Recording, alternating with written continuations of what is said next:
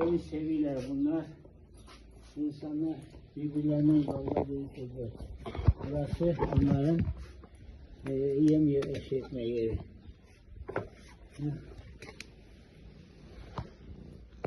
Ya sen kendini çekmiyorsun ha. Ha.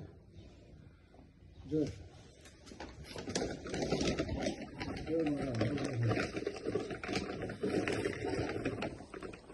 Buraya mamalarını koyacağım böyle. Evet, kedileri gelecek. Çekme, onları çekme. Gelin. Sizi çekmeyin ha. Kendinizi çekmeyin. Sadece bizi çekin.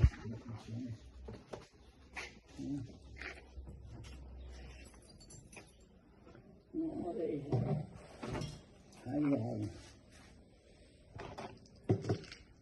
Ya, bu amcam var ya, bu amcam bu yemleri alıyor, hayvanlara diyor, götürür verir misin? Ben dedim ki tabii alırsan alırsan ben de veririm tabii.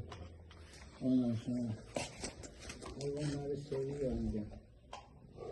Ben de seveyim, ondan sonra beraber bu hayvanlara hizmet ediyoruz biz.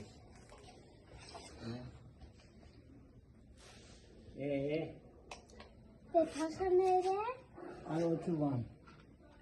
Paşayı aldı götürdüler belediyeler. Paşa?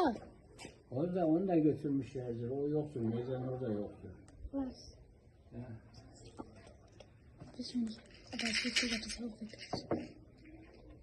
Hayvanları topluyorlar, alıyorlar, götürüyorlar hayvanlar barikasına.